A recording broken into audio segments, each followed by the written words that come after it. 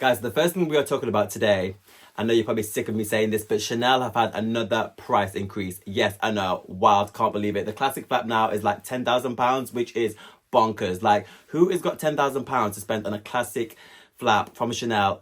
Also, the quality isn't as good.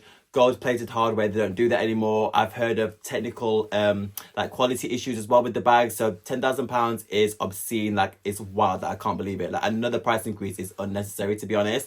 For a quilted classic flap in caviar or lambskin leather, not about it. But what I will say is I may have changed my mind a little bit on a Chanel bag. Yes, I know, wild. I've always said like I'm never going to buy a Chanel bag, like ever. But I recently saw someone with a bag. They were doing like a closet tour of like all their Chanel handbags. And it was on another platform. And I saw the bag and I was like, my heart skipped a beat. So it's a classic flap, but with a twist. It's like a puffy, like inflated vibe. It's in, I don't know what the fabric is. Has the signature chain strap in their palladium hardware. Love this bag. There's something about it that is just kind of like a little cooler and a little chic. Like, who wants a normal classic flap in like caviar or lambskin when you can have this? Like, I've not seen this. Like, they don't sell this anymore. It's like way out of production, so it would have to be on the resale market. I did have a little look on the web and I did see one come up on a resale market. And it was like £2,000 or just under, but it was a little shoddy. Like, it looked a little bit worse for wear, so I probably wouldn't get that. But if I found one in a good condition further down the line, will I consider getting it? Yes, which is the first Chanel bag that I've ever said that about. So that's quite a big deal, even though I hate them.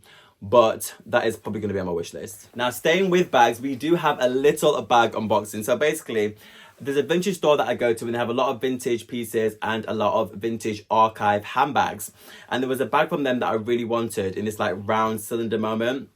And I nearly got it. And there was also a Gucci wallet and I sent the pictures if I've got them.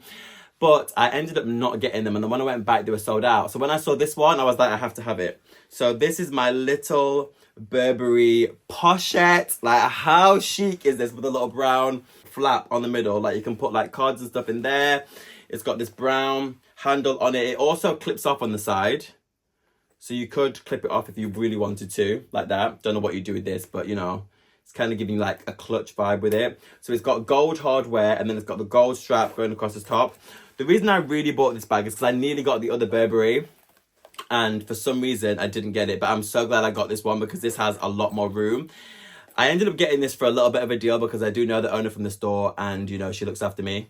So I did get a little bit off it, which was more enticing to me and made me want to get the bag even more. So it's a beautiful brown with the signature Burberry print with the black stripes going through it. I feel like this bag is going to tie me over into nighttime too because I have like a Jacquemus, this Jacquemus La Bambino. I use that more for like a daytime flight, and my Celine kind of goes day to night, but not as much. But this can take me to dinner, can take me to the club, and take me to the afters. So that is what my kind of thought process was with this bag. I'll do a little what fits in it.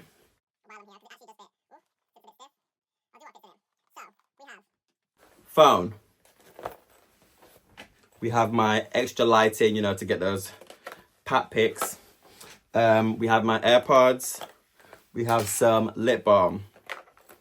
My Louis Vuitton little card holder. And we have sunglasses.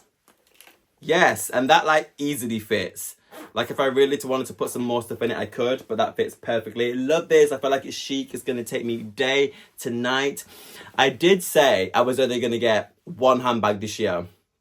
That was obviously a lie, but only in March. That's exactly what the woman said at the tail. And I was like, why are you bringing this up to me? Like, are you not trying to make a sale? Do you not want the commission?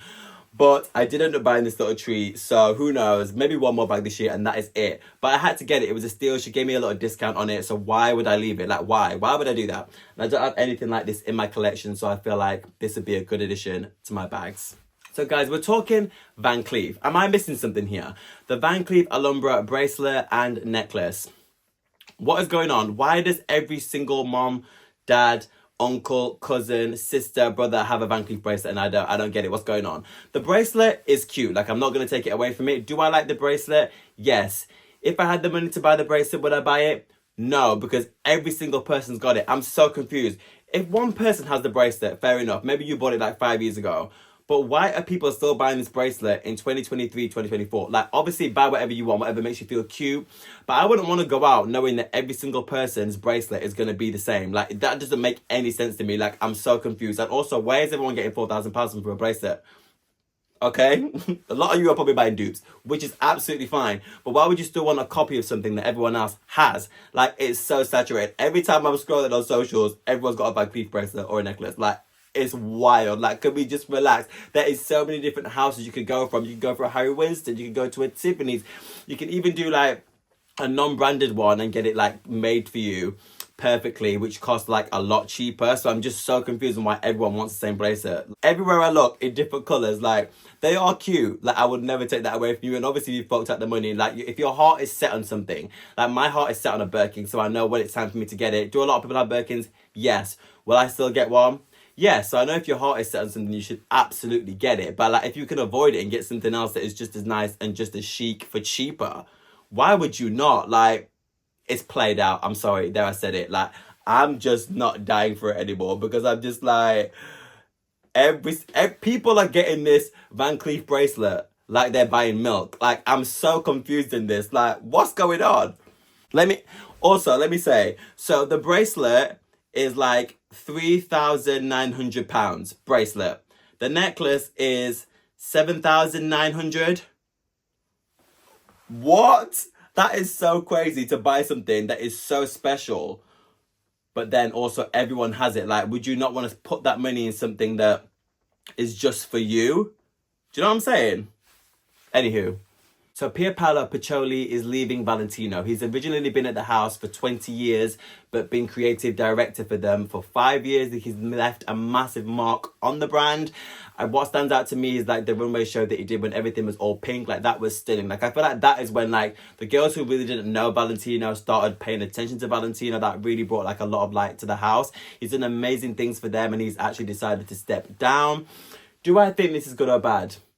I feel like every time it's good to like mix up and like change up. Like, I feel like someone else will bring like a whole new take and new eyes to the brand and maybe lift it and do something different. So that aspect is good. And I feel like he's done such an amazing job. Like, no one ever forget like the work he actually has put into the brand. And I'm sure he'll move on to something bigger and better. But who we do have coming in is Alexandro Pecelli, who was the house creative director of Gucci. He is coming over to Valentino. So that will be amazing. Like, I feel like the last few years, like, he really has been turning out Gucci. Like, a lot of the bags and accessories and stuff have really been amazing. His runway shows have been chef's kiss. So I feel like he will bring like a really cool, interesting vibe to Valentino. Do we know how well that'll mesh together? No, but I'm interested to see what he does bring to the house. Guys, be careful buying fakes. Well, buying them by accident. Basically, there was a situation at Selfridges, I think it was, where someone bought a pair of shoes. They swapped their pair of shoes at home for a dupe pair and then brought the dupes back to store, and they didn't notice at Selfridges, and therefore they sold those shoes onto someone else. So those kind of things are happening now where they're trying to tap down on it. Because the fakes now are actually pretty good, people are trying to like dupe the store, change them and get their money back, if you know what I mean, which is obviously crazy, and people do not want that, because then they're going to end up selling the fake version onto someone else. There was another issue at Net-a-Porter with the Aquazzura pair of heels, I think it was. A woman bought a pair online, she got back and she realised there was something off with the shoes. She bought them into store and they said, oh my God, no, there's definitely, these are fake. So she'd been sold a fake pair of shoes. So we have to be careful with this, because I feel like at some point, although they have to do returns, they're going to really like clamp down on it. Like, your return process might go from 28 days to like 10 days, or they might have like someone specifically come in to have a look at the shoes and really breaking them down to make sure they're not real or fake. And like damages and stuff, like any scuff, anything wrong with the shoe whatsoever, they might not take your shoe back. So just be careful with that, because when you order from like a Net-a-Porter or like a Matches Fashion or like a Farfetch, obviously they do authenticate everything, but things do slip through the net. So just be careful about that when you're shopping online particularly. Guys, thanks for watching my Hot Topic video. Please like, comment and subscribe. Let me know what you think about my new little Burberry moment to add to my bag collection. And I will see you in the next one. Bye guys.